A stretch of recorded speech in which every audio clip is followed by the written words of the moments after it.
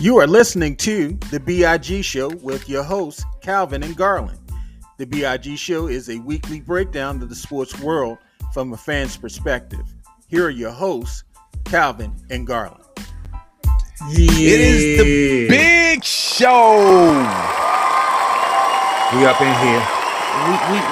We here, and we being consistent with it. About a week ago, we did the last show, but we got some. You see, we got a new logo here. I don't know if we want to talk about why yet, but we just gonna we'll talk about it in a minute. It's called the tease. Let y'all marinate on the kind of the new look.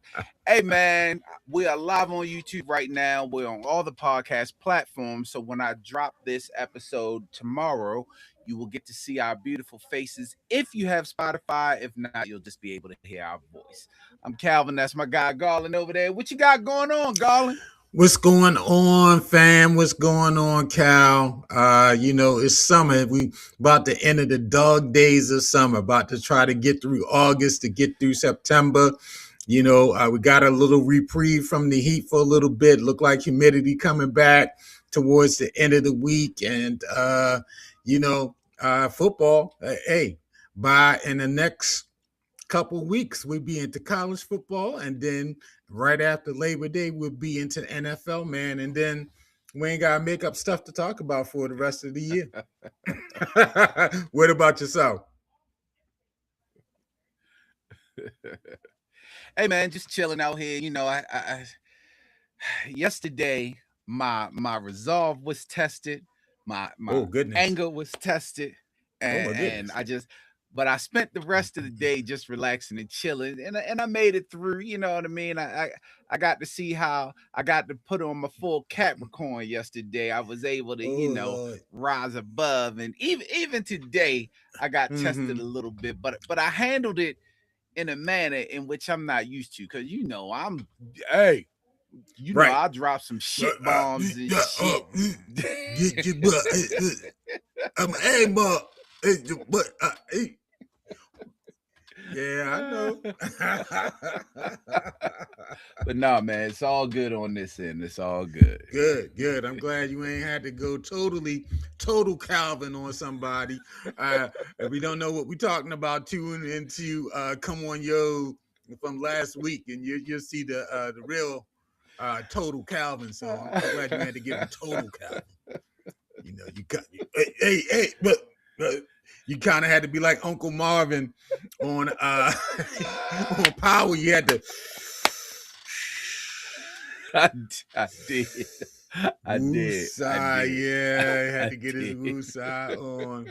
That's good. Sometimes you got to woosah the world, boy.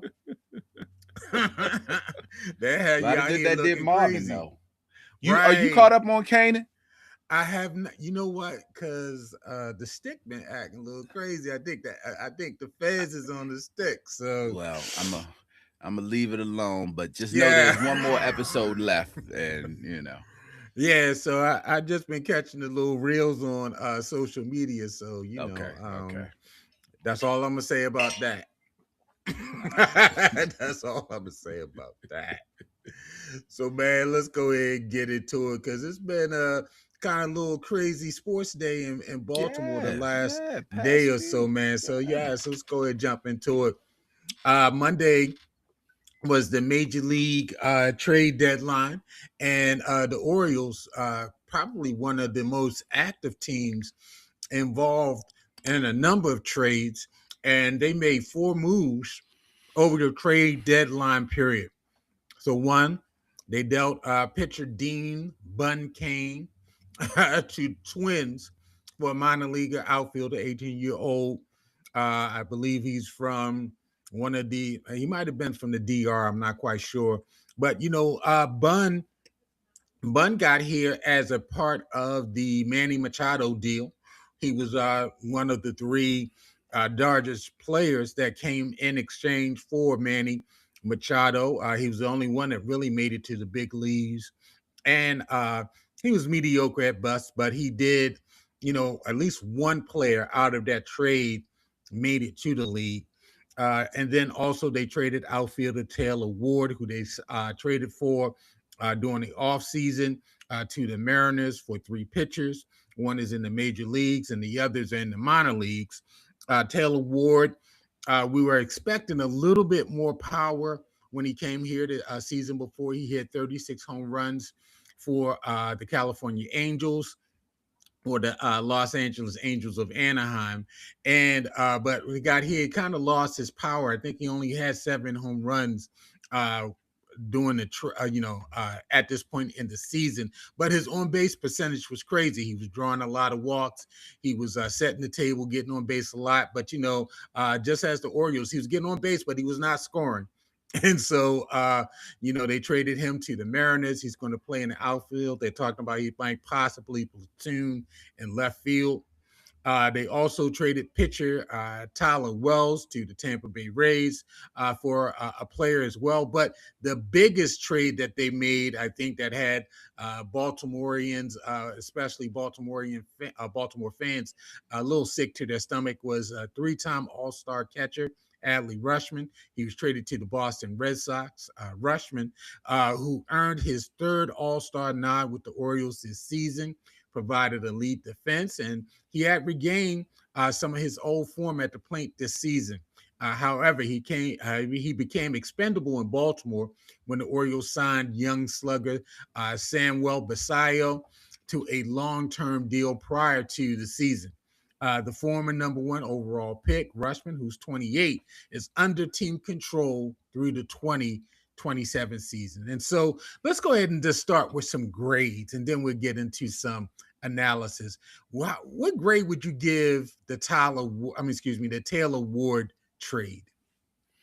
So, and not to sound like a cop out, but for me, all of the grades are going to be determined, because we're not getting any, with the exception of the catcher that's coming in from Boston that's ready made. We're mostly getting prospects. We're mostly getting guys that are in the minor leagues. I will say that if we can grade on prospects, I'll give the Taylor Ward. I believe the Taylor Ward one is kind of a player for a player, just straight up. So I would give that a C grade. I think it's a right-handed pitcher. I think you were saying. Yeah, Tyler Wells. When I looked it up, Tyler Wells. I think it's a right-handed pitcher. No, I mean Ward. I'm talking about Ward. I think Ward was a right-handed pitcher also. We got a bunch of right-handed pitchers in these deals, but I think Ward was also. I could be wrong. But yeah, they got one right-hand pitcher. He's currently in the majors, but I think he's a reliever, and the other 2 in the minors. Mm-hmm. Yeah, so I'd give it a C. I mean, I don't think we were expecting to get much. I think a lot of our trades, with the exception of Dean Kramer and even Adley Rutschman, a lot of our trade was more to benefit them and to get these guys off of our books. Taylor Ward, of course, was a free agent after this season. So if there was no expectation of signing them long term, you just had to get rid of it. So to answer that question directly, I'm going to give that one a C. Okay. For me, Ward, I would say a D, because this is a team that's 2.5 games out of the final wild card spot. I mean, you still have something to play for. And the fact that they were not able to get a player, to me, of at least some impact that will play immediately. I mean, the Orioles, they have a ton of relievers. They have a ton of pitchers. This guy, he was kind of just, he's not a major arm in their bullpen. He's not going to come in and eat innings. And so I didn't think it was necessarily a great trade. I mean, I believe you had to trade Ward because, again, he was going to be a free agent at the end of the season. He's 32 years old. You're not going to give him 3 years. Right. And so you got to get something for him. Yeah, you got to get something for him. So they got something for him. I don't, maybe they could have got something else, but I think because of his dip in the power numbers, although he's getting on base a lot, maybe that means something more, that they didn't get a more valuable player as opposed to what they got. What would you think of the Rutschman trade? Same thing, a C? No, actually, in reading what we got for him. Remember now, we also traded a player that's injured. Rushman still ain't gonna play for about another week or two. Sure. And I'm gonna have more to say about Rushman later, but I'm giving us a B minus. Only because we're getting some some top rookies in the Boston organization from this. We got some pitching, we got an outfielder. I mean, we're getting some top guys from their farm system in this. And let's be honest, Adley ain't. I mean, last year we all wanted to get rid of him. We all were like, get rid of him at the trade deadline, drop him in the lineup. Every time we went to the ballpark, what we say, why is he still hitting second? Why is he still Like hitting second?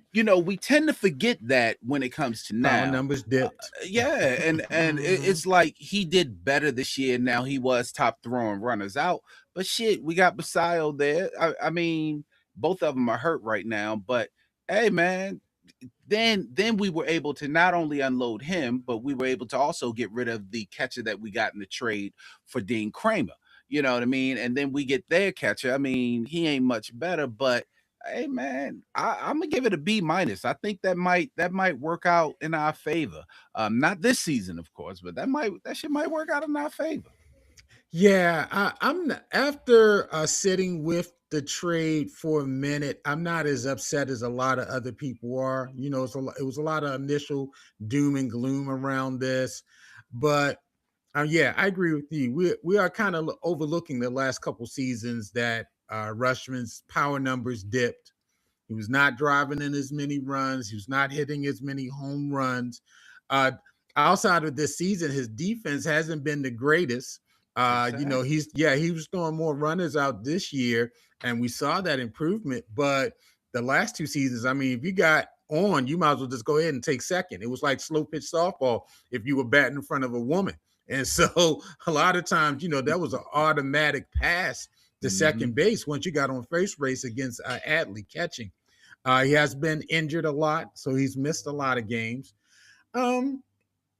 Yeah, he's your number one overall pick. He was the cornerstone of your rebuild, and so I can understand why people are a little miffed by it. But from all accounts, Boston overpaid. We got back more than what the Tigers got back for Skubal. And so, I think this will pay dividends down the road. I think the writing was on the wall when they signed Basayo long term last year anyway. And so I think that was a key to, okay, let's see what happens this year. You'll be a chip talking about Rushman and possible trades. If he plays well, you keep him. And if you're, in first place, second place, or you got one of the wild cards, then no, there's no reason to deal him. But now you're kind of in the position of, okay, we're sellers. We can get some players to prepare for the future. I didn't like the fact that he's traded in division. I would have loved to see him in the National League. I would have loved to see him in the AL West. To have to see him in the East, not only are we going to see him for the rest of this season, then we're going to see him for next season as well. I'm not particularly happy about that, but you got to go where the people are willing to give you what you want. And Boston was willing to overpay for Rushman. And, I think it was a good trade. So, yeah, I'll give it a B plus. I do think it was good. You never can forecast about these players that are developing, that are coming up. Hopefully, they will mature into great ball players. I think Adley was a great ball player for the Orioles. But I think they used him as leverage for the future, which is, I'm not upset about.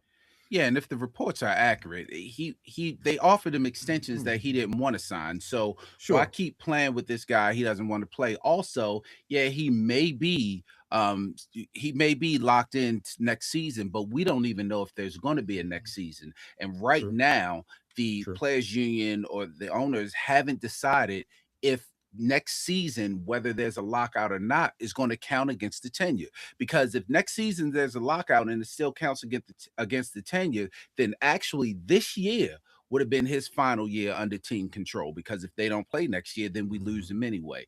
And I mean, I will say this. I'm with you on the trading to the Boston thing. That's the one that makes me give them the B minus, because you're trading them, and you would hate to be go into the last day of the season and you one game out of it and Boston wins on an Adley home run and you lose and it knocks you out of the playoffs because of that. So you would hate to see something like that. But hey, man, you know, I'll talk more about Adley later, but we're doing okay. We did okay so that one.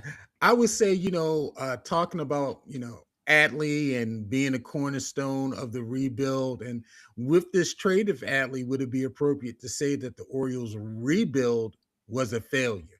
And I say that because I saw this Buster Only tweet. He says, so in return for the first 4 years of tanking, the Orioles get 0 playoff wins and the prospects from the Red Sox.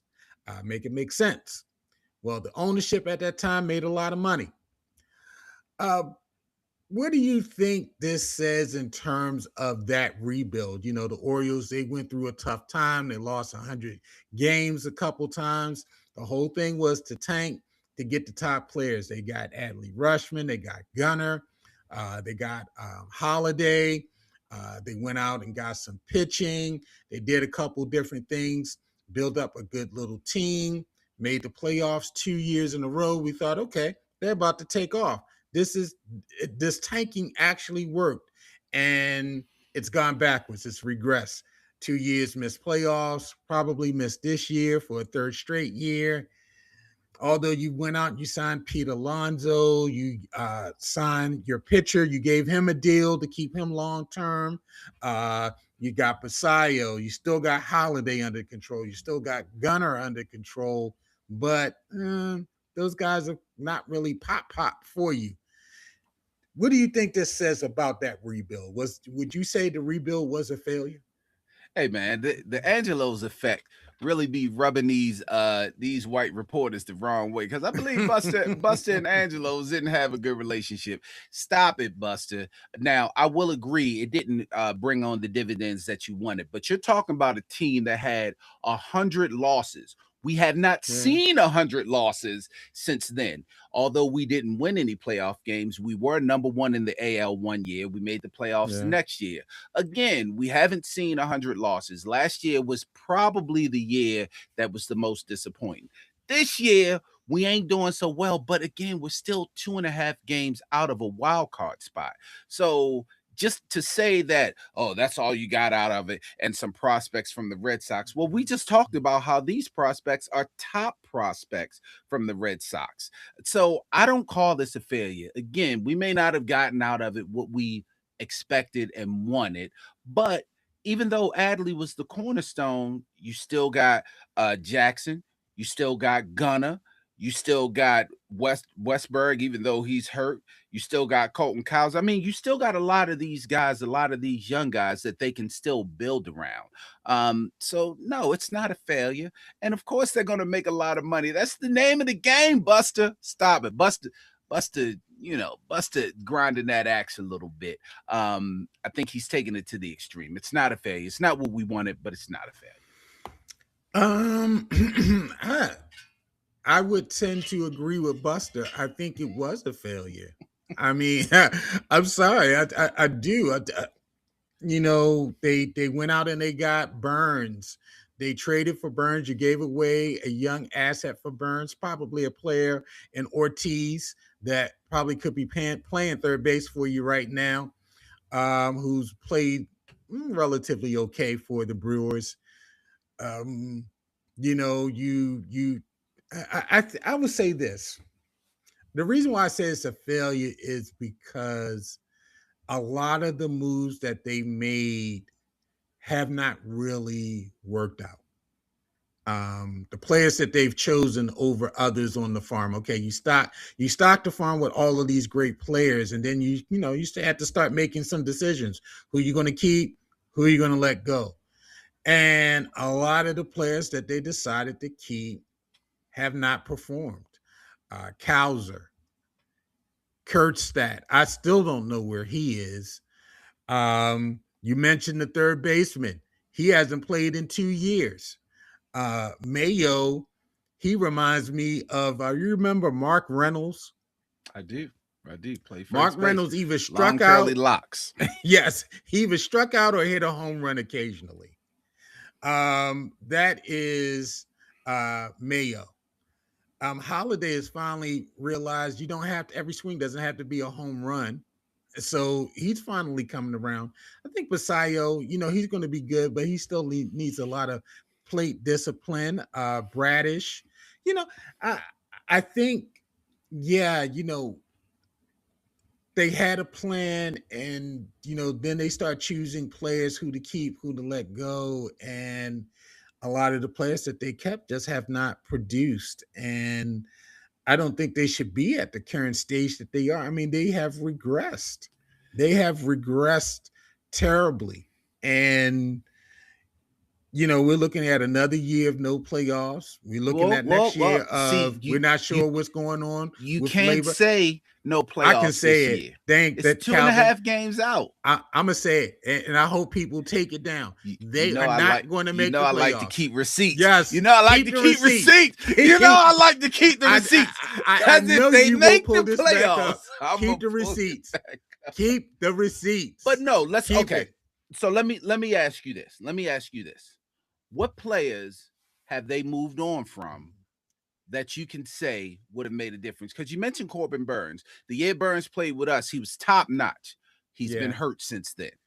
Anthony Santander, he ain't seen a Blue Jays jersey. I mean, it's one of them things where I hear what you're saying. Stowers worked out well with I think he's with the Marlins, right? Stowers worked out well with the Marlins. Now, I hear everything you're saying, and I agree, but I don't put that on the lies. I put that on coaching, because if these guys, even Kerstad is killing in the minors right now, but when they get up in the majors, I think they're bad at hiring these coaches and these managers and these coaches.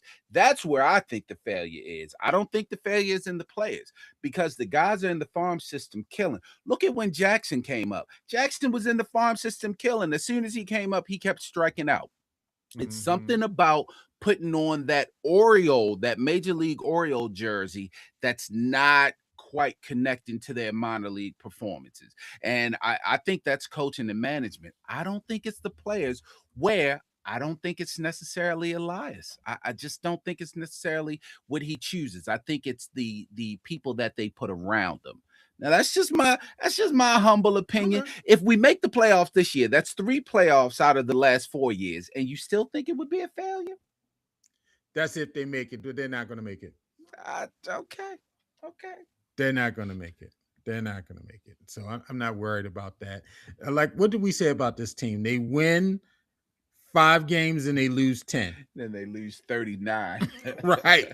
They are not. I'm sorry, they're not going to make the playoffs. They're a frustrating team. Now, don't get me wrong. You know how I feel about them. They're frustrating. I'm there with you, cussing out Gunner and everything. But when you take a step back and look at it, it's not as bad as we want to make it seem.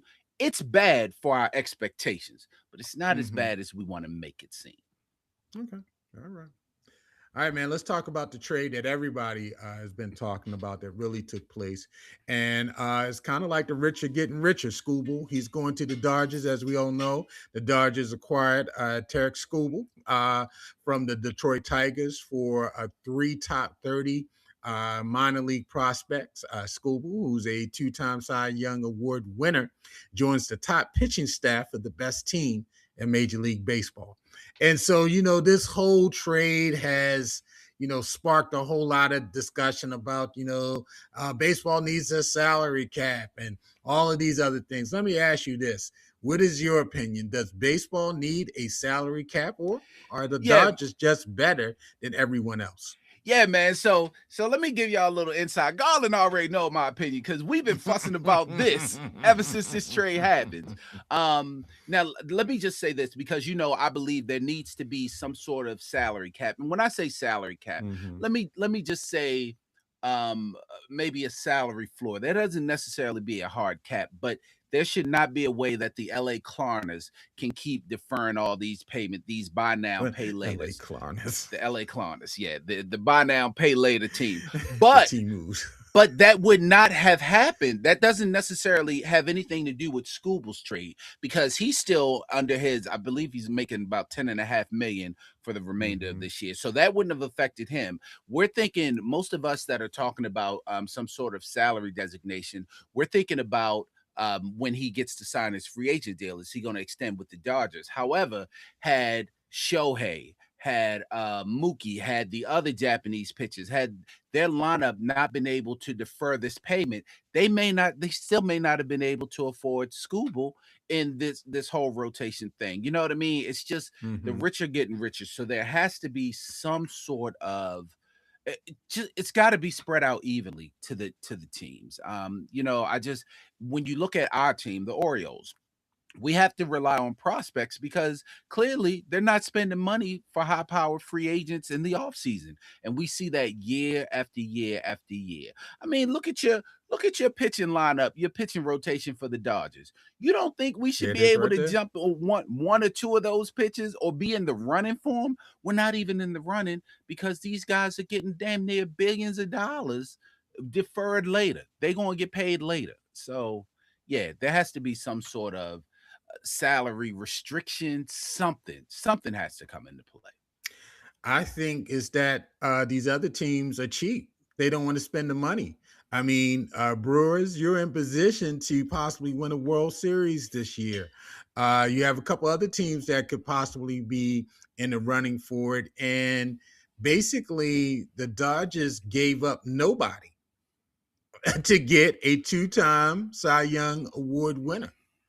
And these other teams, I mean, that's amazing, Calvin. Think about that. The Dodgers did not have to give up one of these pitchers. They did not have to give up one of their starting star players in exchange for a 2-time MVP, a 2-time Cy Young winner. They just gave up 3 prospects that might not even make it to the league. And so I think these other teams, yeah, they could have probably put together a better package. They didn't want to put together a better package. And the Dodgers, we're all hung up on this. Oh, the Dodgers have the greatest farm system. They said the same thing about the Yankees. They said the same thing about a couple other teams. St. Louis has a great farm system. So there are teams that have great farm. Tampa has a great farm system. As many players that they have coming out of their farm system. You mean to tell me you couldn't package 3 of the top players out of Tampa's system, which to me is the best system going right now, to get Subel? Yeah, you could have. And so to me, it's salary cap. Yes, it would make some things even across the board. But I think that these teams, these owners, they're cheap. They don't want to spend. They don't want to put together the assets to get a player. And here you go. The Dodgers are doing it, and the Dodgers have figured out a way to make it financially work. Yeah, yes and no. You're absolutely right. The owners are cheap. I mean, these penny pinching motherfuckers. Yeah, that's absolutely right. But I will say, when it comes to the farm system, there's a difference between, and if you actually look at it, there's a difference between the 10th prospect on the Dodgers and that same prospect on the Tigers might be the 2nd or 3rd prospect. So what's happening is, if I'm the Tigers, I'll just go to the Brewers. If I'm the Brewers and I give you 3 prospects, you're going to want my top 3 prospects, because my top 3 prospects are the Dodgers 7, 8, and 9 prospect. So I'm mortgaging my future for a guy that I may not be able to sign come the following year. See, the Dodgers know they have an excellent chance to sign him because they will spend the money and they will defer the payments. So that's where you kind of play that financial game. But I agree, the owners are cheap, and I think more owners should take that chance. I would much rather have a player now than to try to worry about the future, because a team like the Orioles, like I just said, we got all these hot prospects in the minor leagues, but we can't seem to coach them up in the major leagues. So they do us no good. You know what I mean? So I would rather go after Scooble and give up the prospects. And that way we got somebody that's ready-made starter. But now we just got to figure out how to sign him the next year. Well, figure that shit out. I agree with that. Okay. So I'll give you that. Will we say that the Dodgers are the new evil empire of the Major League Baseball, replacing the Yankees? Now, the Yankees, they did a similar thing in the 90s, early 2000s. Remember, the Yankees was buying everybody, and it paid off with all of these World Series. They had Jeter, they had A-Rod, they had fuck you, Mike Mussina. I'm still not over it. It wasn't Mike Mussina's fault. I mean, they had these players, and I mean, to me, it's nothing new. I mean, these teams, they go out and they get the best players, and you got to compete. And so I wouldn't say the Dodgers are the new evil empire, but I was about to say, what's new about their empire? They've always been evil. They just wear blue and white and not black and white, so we look at them a little different. And we're an American League team. If we were in the National League, we'd be like, whatever with the Yankees.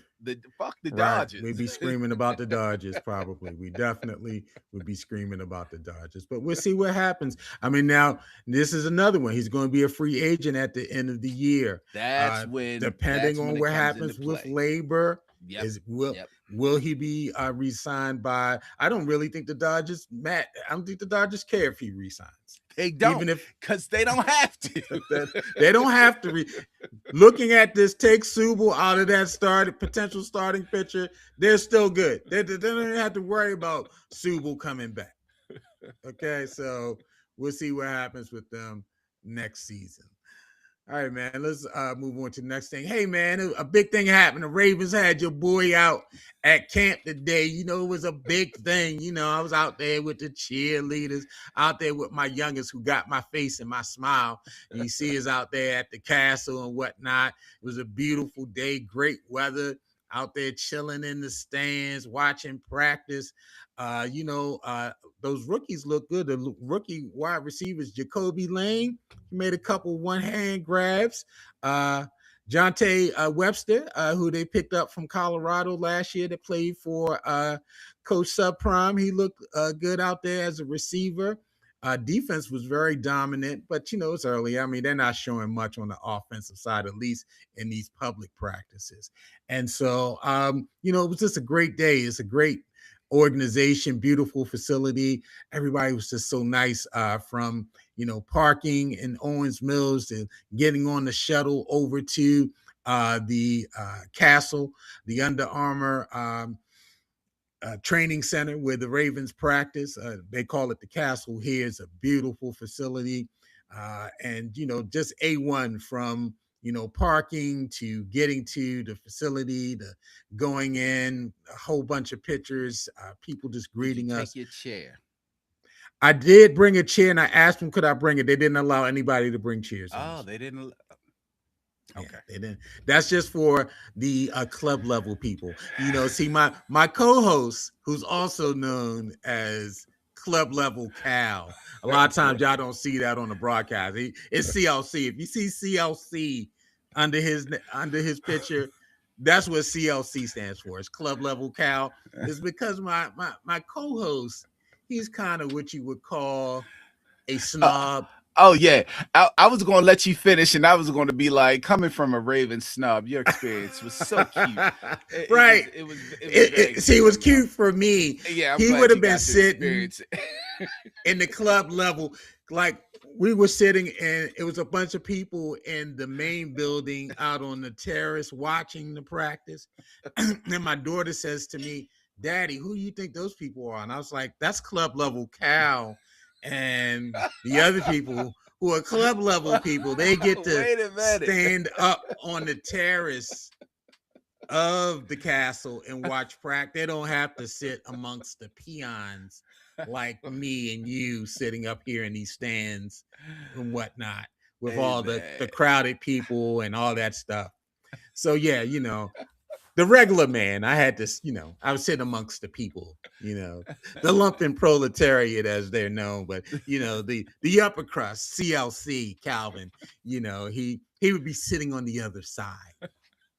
Yeah. Hey, Because trust me, I packed my chairs. CLC told me, pack my chairs. They'll let you. Okay, I pack my chairs. Get out. And hey, can I bring my chairs? He said, what level you sit on? I said, well, I'm not a season ticket holder. Somebody, oh no, sir. No. Leave them in your trunk. Leave them in your trunk. You gonna sit in the stands with everybody else. They just allowed us at that time to put the chairs right at the sideline, so we didn't sit in the stands. They allowed us to do that. He said, oh no, just. No, so don't worry about that. You leave your stuff here.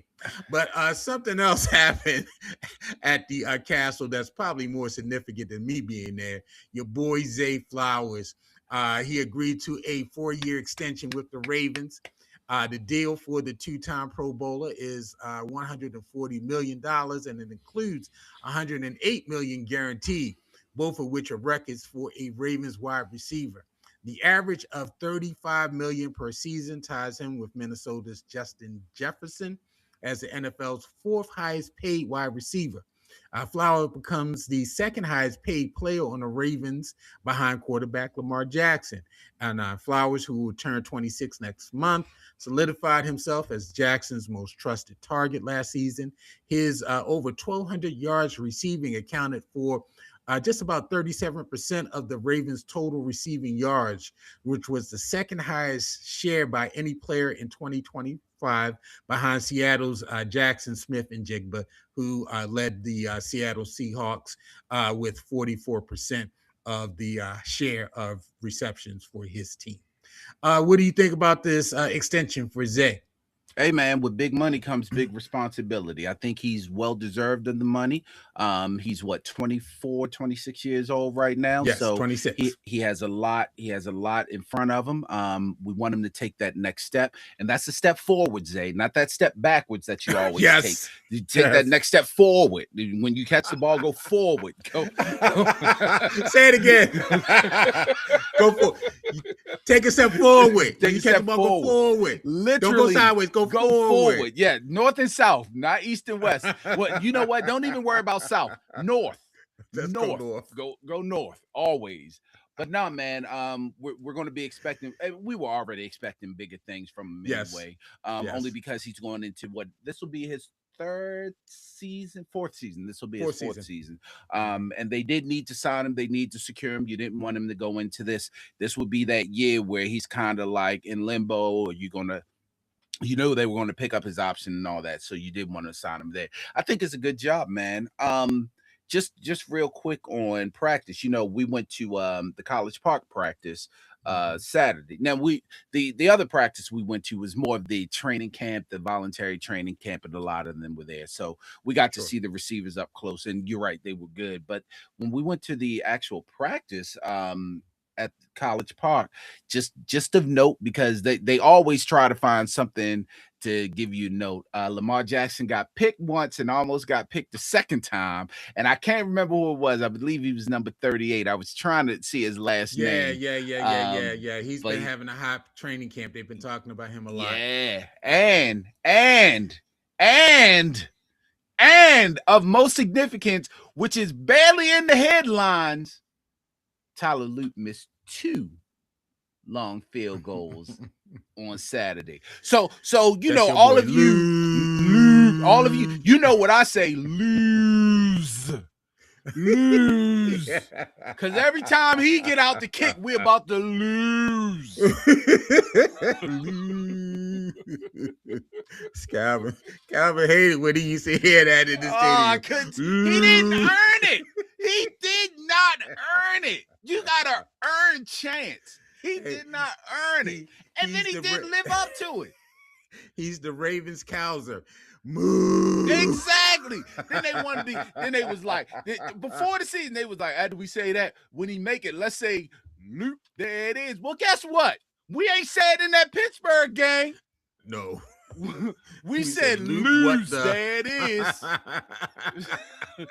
They said, Luke, what the?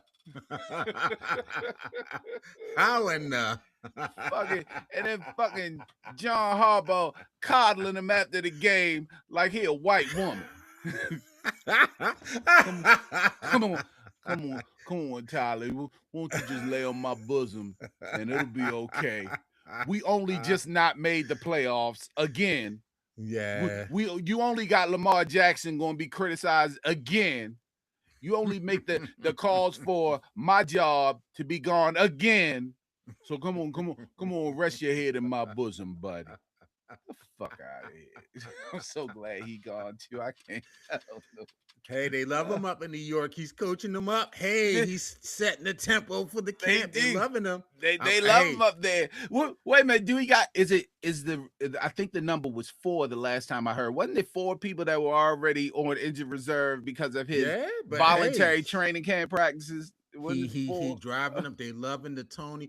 I'm saying wait until November when it's a critical, or December when it's a critical game, and the decision's being made by that man. Let's see how much you love him then. Wait till he goes for it when you when you can just kick the field goal and be within the touchdown of winning. Wait till he goes for it and don't make it. Or wait till he calls a challenge on something that's obviously not going to go your way. Wait till he does it. Or wait till he doesn't call a challenge on something that's obviously going to go your way.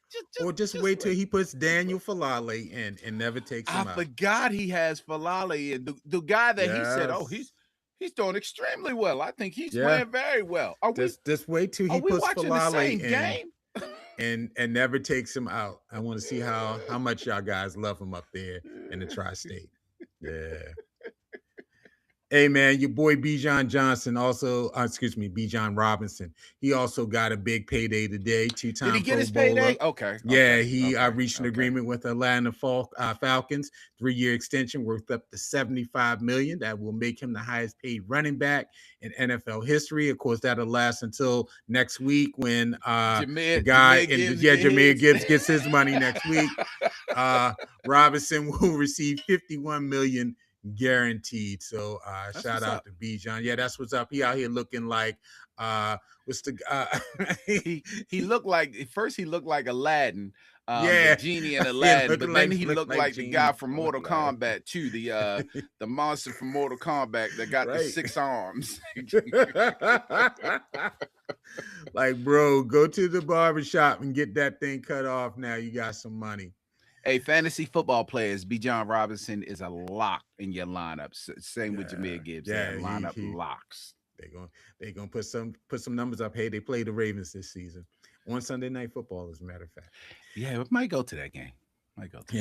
Here's something that as a matter of fact, you've heard me probably, if you go back and look in our archives, I've talked about Pimlico. I've talked about the Preakness Stakes as a person who grew up next to the racetrack and the impact of Preakness on my life and my neighborhood. Calvin, he lives also in the area of where the racetrack is. And so, he's had to also deal with Preakness as well. But hey, a new horse racing championship proposal could leave the future of the Preakness Stakes in limbo.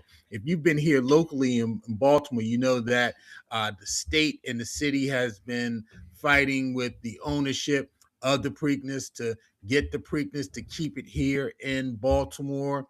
As a matter of fact, they went as far as to temporarily move the race to Laurel, to a racetrack in Prince George's County, while they redeveloped the entire Pimlico race course. They tore it down. It should be open for next year's race. And they moved the track and a whole lot of other things they're going to do with the development around the track to make it more attractive of a place to come for racing. But hey, they did all that, and also they've been in negotiations to buy the branding name of the Preakness Stakes as well. As a matter of fact, the state did win that from Churchill Down Racing. Churchill Down was trying to buy the name, and so what they decided to do, since they lost to the state, is Churchill Downs and the New York Racing Association have announced the creation of a 6-race thoroughbred championship series to start next year. And guess who's not going to be a part of that championship series? The Preakness Stakes.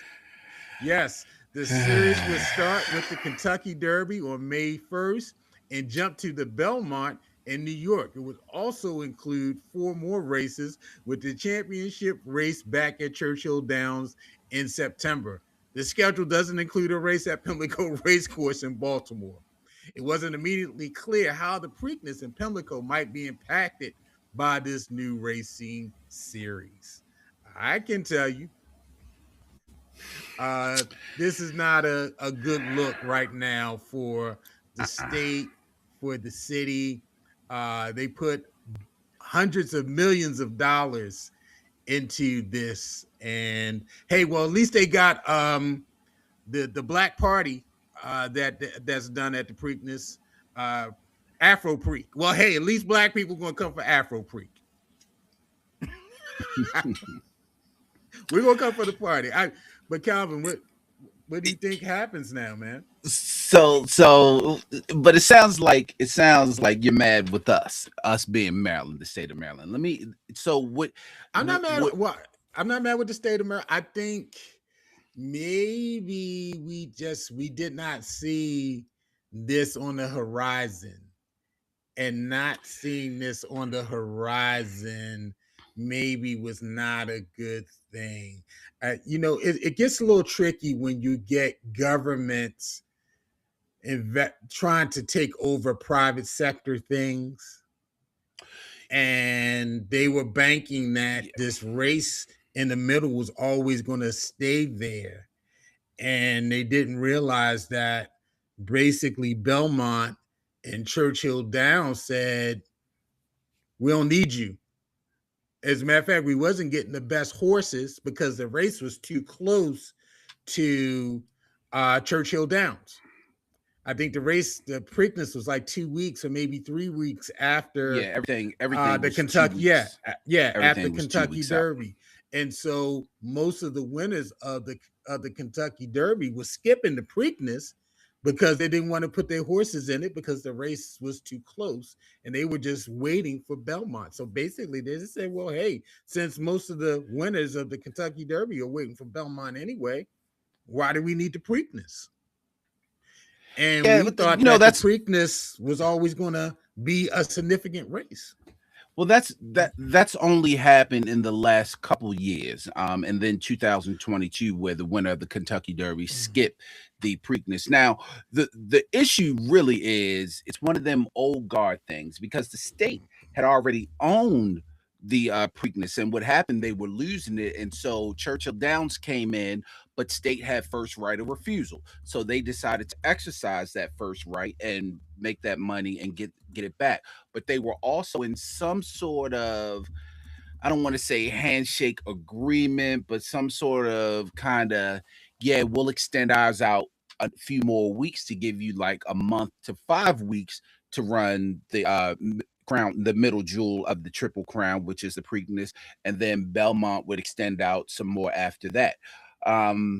Because they didn't win this bid, this is kind of like the retaliation for not getting this bid. And the state of Maryland was in flux with that, because if we don't make that offer to get first right of refusal, then we're going to just lose a lot of money anyway.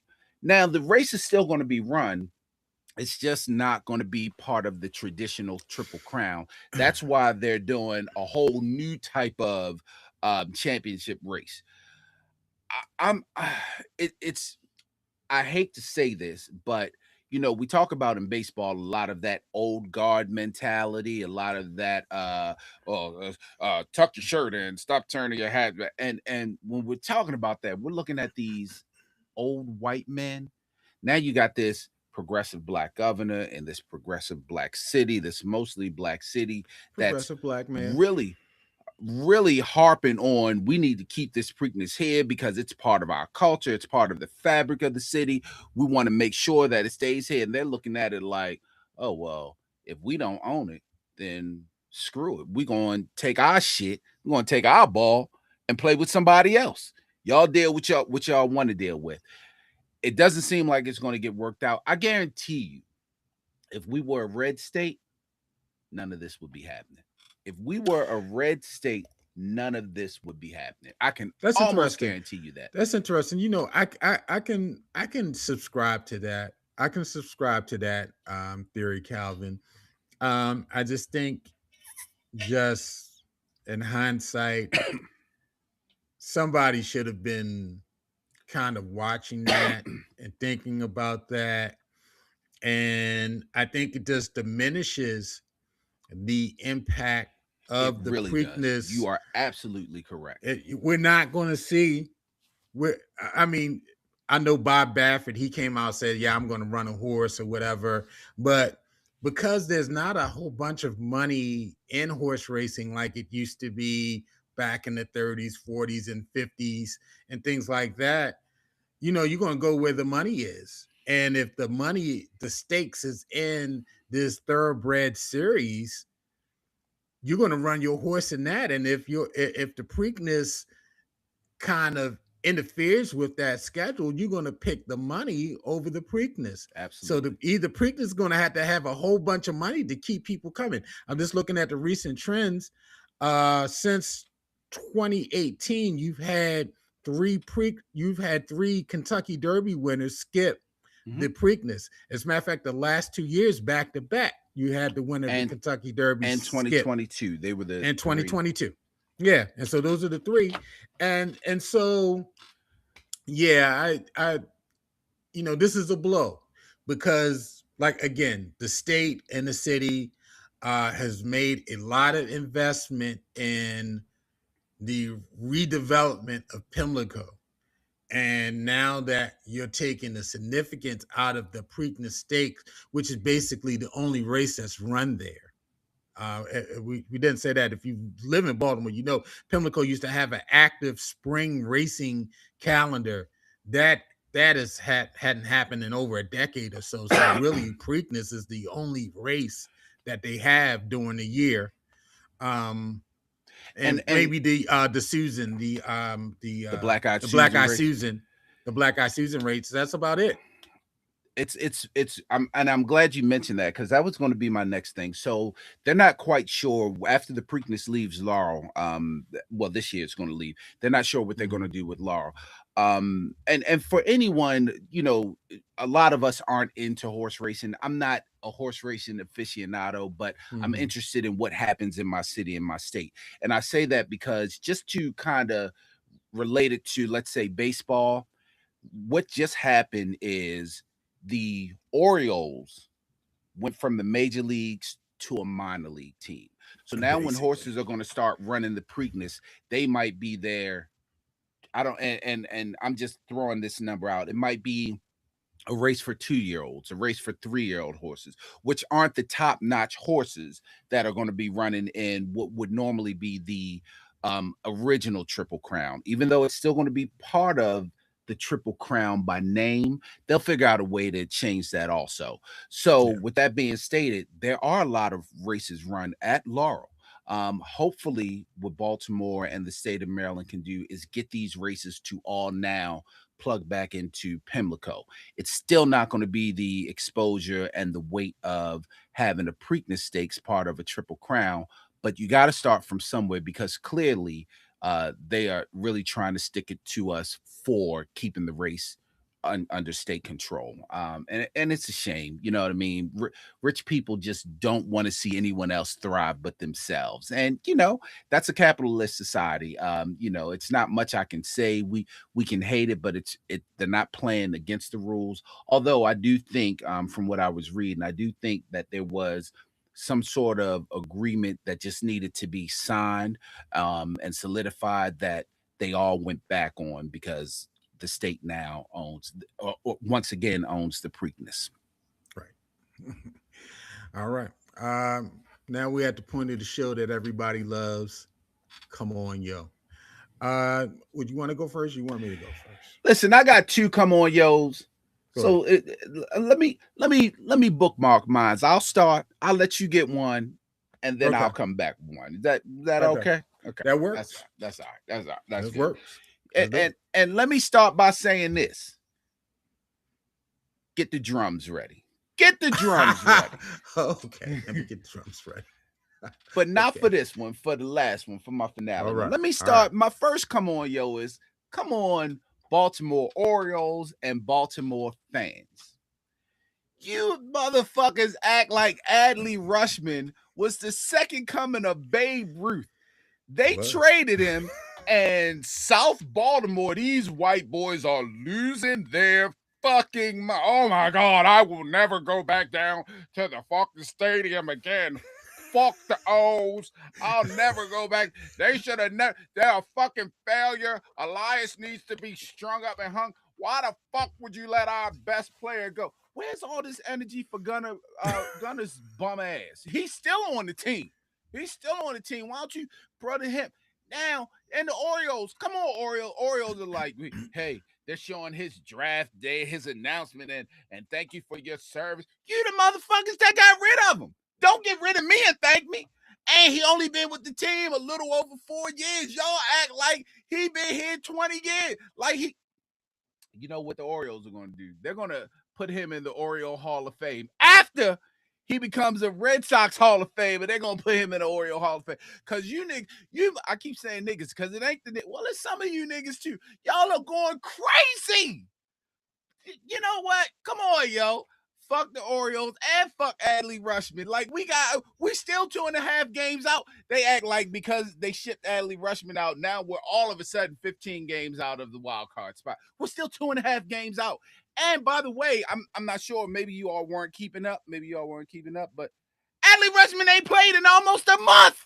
He ain't even been playing. He hurt. Last year, you motherfuckers wanted to get rid of him because he wasn't doing shit. But y'all forgot about that shit. Now he gone. You not the white savior, not the white hope. Oh man, I can't. Come on, Baltimore fans. Come on, Orioles. Stop talking out both sides of your neck. Hey, Adley, have a good time in Boston. Take your little injured ass finger up there and see what you can do up there. See you later. Let's go, Samuel. Basayo all day. All right, man. Let me go ahead and get you. Yeah, you're right though. People have kind of lost their mind over this, but yeah, let's. This was not Colton Fisk, Thurman Munson, or Yogi Berra. Come on, this was not Johnny Bench. Not okay? Johnny Bench. This is not Johnny. This ain't Bench, even Pudge Rodriguez. Yeah, y'all. This ain't even not Rick Mike Dempsey. Piazza. Yeah, this ain't right. This is not Dave Skaggs or somebody like that. All right. Y'all done lost your minds. Anyway. All right, man. Niggas get traded every day, B. Right. I know what floats your boat. Anyway, let's go ahead, man. Come on, yo. Oh, hold on. Let me get to it. Here it comes.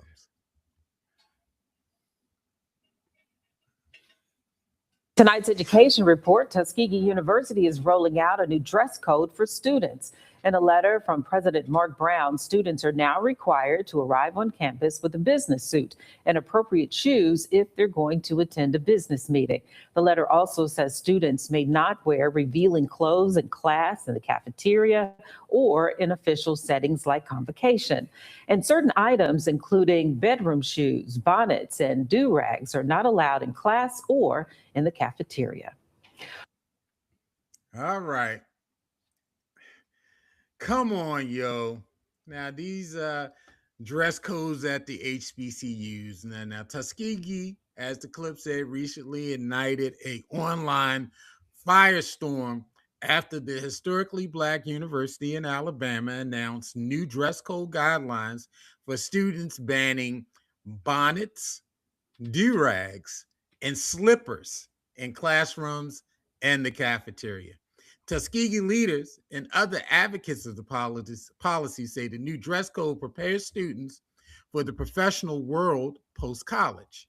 Critics argue the standards are overly restrictive and target clothing associated with Black hairstyles and culture.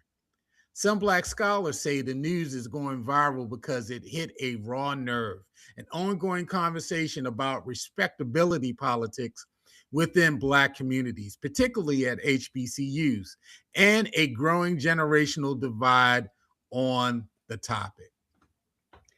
Come on, yo. Are there bigger issues that we, as the HBC community, as an HBCU graduate I am, should be focusing on? Yes, it is. particularly when it comes to like things like government support of HBCUs and the impact of the Trump 2.0 administration on Black communities as a whole. Now, does some of this smack of the politics of responsibility? Certainly. But should we promote that there is a standard which often our Y and Z generations don't understand? Yes. Both things can be true. Yes, there is a mode that we should follow in the professional realm. If you're going to interview for a job on Wall Street, you should not show up in pajama bottoms and Croc slippers with a do-rag on. You should show up, dress your best. If you're going to, maybe interview for a job as an athletic trainer, maybe you show up in gear that reflects what a athletic trainer would wear. Tennis, maybe, sweatpants, something like that. But, Calvin, when I was growing up, we knew there were things that required a certain level of dress, and it was out of more so respect, as opposed to, I just, is a thing of being responsible. It was just a thing of there are a certain place for certain things. You shouldn't wear your shiesty and your puff jacket to sleep. That's not the place for a puff jacket and a shiesty, your face covering. Y'all, if you don't know what a shiesty is, it's the face mask. And I'm sorry, but pajamas and slippers shouldn't be worn to class. You wear a do-rag to keep your hair straight when you're asleep. I've worn a do-rag. Calvin, I'm gonna take it back. I've worn a stocking cap. They don't know nothing about the stocking cap. Give mama an old stocking she ain't using no more. And you cut that thing, tie it up, put it over your head, wake up with cap line. Yeah, but I didn't wear the stocking cap to school. The stocking cap was to keep my hair in place while I slept. The bonnet is to protect your hair while you're sleeping, not while you're in class or you're at a formal event. Your pajamas are made for the bed. They're bed clothes. They're not made for you to go to the cafeteria, and you're not at home walking downstairs to the kitchen to get something to eat. You're amongst a whole bunch of other people. Calvin, that was like wearing shorts to church. I remember just last week, this just happened. A fraternity was at our church, and they presented our church with some money. And the guy who came up in the pulpit who presented the money, he had on shorts. And so, I didn't think too much of it, but it was funny. After he presented the check, my pastor says, "Hey, man, you can wear shorts anytime if you go and keep on giving us money." And so everybody busts out and start laughing. But, as a kid growing up, and even as an adult, I would never in my life think about wearing shorts to church, because church is not the place for shorts. Yeah, I can wear some jeans. I can wear some dress pants. I can wear some sweatpants. But shorts, to me, that's not the place. That's like going to a formal dinner in your swim trunks. So there's a time and place, I think, for everything. So come on, yo. Let's. It's not about respectability politics. It's about knowing the time and place for things. And sometimes we have blurred the lines on that. And there's a time and place for your do-rag and your bonnet. Is it at the convocation? No. So come on, yo. Yeah, man. I'm pro-choice when it comes to that. But I'm also follow the rules. I personally don't care what people wear when they go places, but if them's the rules. Right. I mean, the rules are now that's what you got to wear. Now, granted, they say they got to wear a business suit. They want one of them old Negro pictures in like Tuskegee. They're gonna be standing like this. They actually said you only had to wear the business suit to business functions. You didn't say you had to wear it every day to class. Well, their processes, they going right. That's that old old Negro like black and white photos where they looking all like Booker T. They said you had to wear it every day. But hey, if we're having a business conference and we're having companies come in to do interviews, don't come to the interviews in your PJs. Bruh, I had jury duty yesterday and I walked in. I wear a button down. I might wear khakis and shoes to jury duty. Bro, I walked in jury duty. The line, I didn't know if they were coming from the gym, if they were going to play basketball, if they were going to run one of them tough Mudder races. Like, bro, I was like, y'all come to court like that? Y'all must not want to get picked, clearly, because if I'm the attorney, I'm like, we can release juror 5, 7, 9, 30. They can all go. I need somebody that's going to dress like they interested in this shit. Yeah, hey, man. It's a time and place, and you gotta adhere to that. And if you can't, then that's an issue. And let me help you out, HBCU students. Let me help you out. Let me just help you out. You want a few more points on your grade? You want some leeway on some assignments? Be the guy that comes in dressed appropriately, even slightly overdressed, because when it's time to make those decisions, your professor is going to look and say, well, gosh, I mean, he's always trying. He always looks nice. He always dresses well. Maybe I can give him a little more leeway, as opposed to he come into class, he don't even give a fuck. He don't give a fuck. He coming in with his do-rag on. Just he saying. Got on pajama bottoms. Just no saying. Wonder he failing. You have an opportunity to go from a 2.5 to maybe a 3.2 just by the way you dress. Just saying. People, humans operate by human nature, and perception is reality, and the way you present yourself is the way people will perceive you. That's all I'm saying. Hey, man, my next, come on, yo. So I had a service today, a pest control service today outside, because we got mosquitoes bad out here in Park Heights. You know, it's Animal Kingdom. I've talked about that before. Animal Kingdom, we got mosquitoes bad. Not too far away. Trust me, I lived around there. So the company that I hired has been doing an amazing job. They come out here, they go around, they do everything. They put the little sign, let you know, don't walk on the grass because it's been treated. Just be careful. That's why I said I might not be able to work out back, because, you know, I know they go out back and they don't want you around for a few hours, you know. So the technician comes today. He didn't even ring the doorbell. He knocked on the door at 12:27. He got back and sat down in his truck at 12:33 and pulled off at 12:40.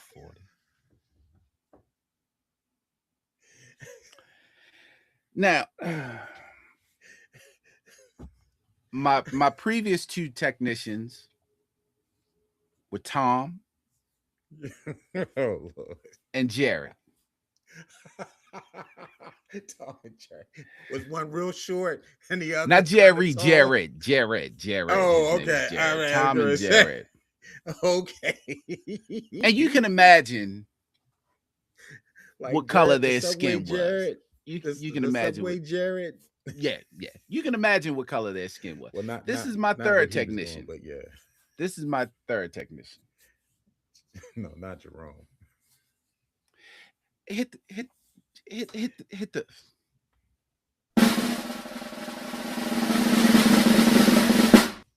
Fuck you, Jerome. How the fuck you gonna come to my house and not do the work? Jerome, I had to call the company on you because I said to them, trying to protect you, Jerome. Come on, Jerome. I don't know if that's his name, but that's what his name going to be. I'm trying to protect you, Jerome. I said to them, I ain't trying to get nobody in trouble. I just want my service. So if we can just schedule somebody else to come out, and they were like, "Oh, you have them on the camera?" I was like, "Yeah." They were like, "Well, you can send that to us if you want." I said, "Well, no. If you're just going to reschedule my service, that's all I want. I'm not trying to get anybody in trouble." As we were on this call, they called me, and you can see the messages on the iPhone now, and they are asking me to send the footage. Jerome, you about to get fired, bro, and I don't want that for you. But you can't come to my house. And he literally went and he had the machine. You walk through all the grass. You ain't even cut the machine on. You opened my gate, cut the machine on for 2 seconds, and went back. You entered my gate at 12:32 and walked back out at 12:33. Jerome! Was the machine not working? That's why he ain't. The machine was working because it was on. It go, but then when you hit the trigger, none of that shit happened. That shit happened for 2 seconds in the yard. Then you went and sat in the truck. You could have at least walked around the house and acted like you were doing something. Jerome. Rome. Now you ain't got no job, nigga. Now, come on, Jerome.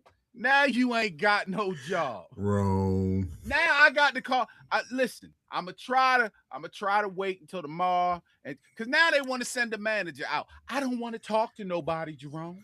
You didn't open up a whole can of worms, boy. You brought this on yourself, my nigga.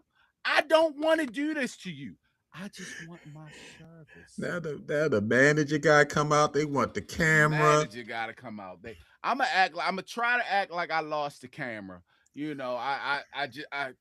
God damn it, hit the drum again for me one time. Here you go.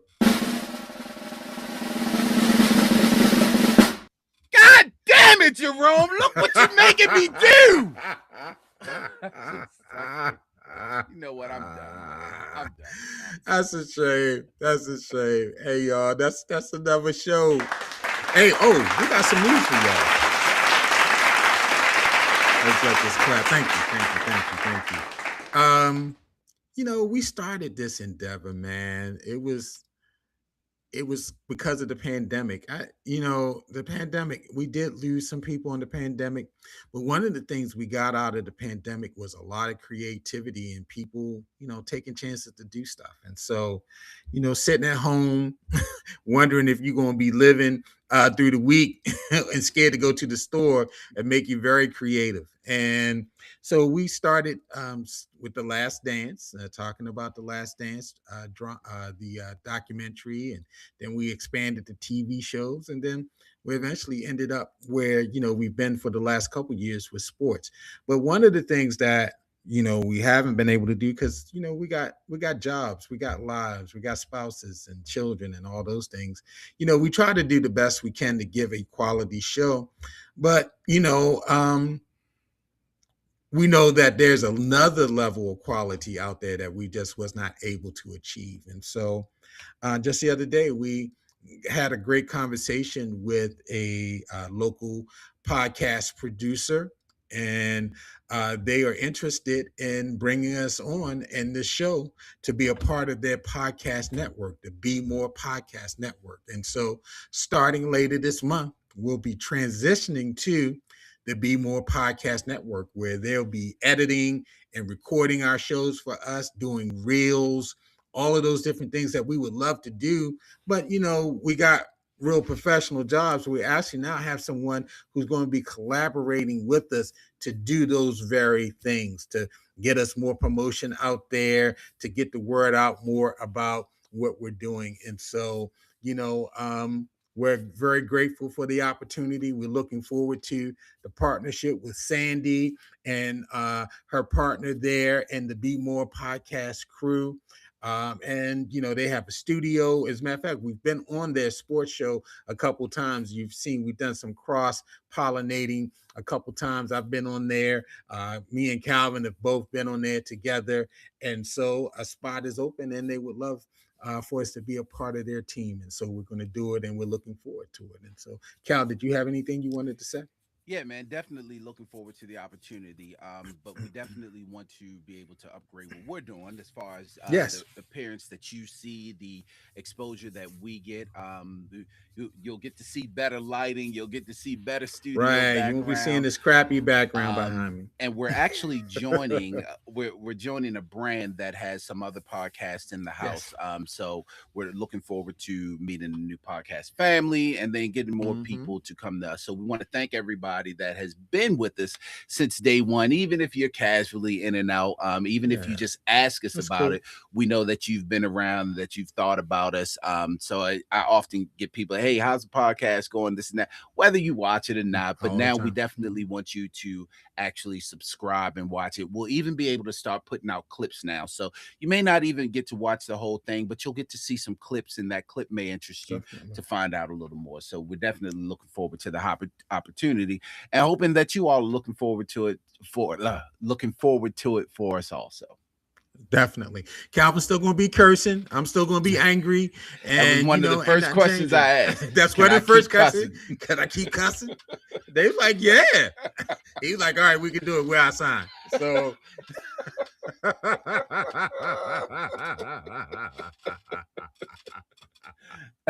yeah, y'all. So thank you. Keep us in your thoughts as we do this, man. And y'all got any feedback for us, let us know. But other than that, man, thank you for joining. Make sure you share with your friends. You can listen to this on Spotify, on YouTube, on Apple Podcasts, all your social media platforms. So please share this with others. Comment, let us know what you think about the show. All right, yeah, man. Hey, man, and the nigga, I got mosquitoes. Like, I just got bit. You have been listening going to out there unlocking the gate. Show. So I was like, I'm looking forward to them coming get this nigga. Calvin Coates he done bit me and Garland shit, Thomas him and his face. Black Production. The manager probably wants to talk to the all mosquito. Podcast media platforms. Did you see anybody coming? Mosquito be like, I ain't talking to none of you motherfuckers. Right. Hey.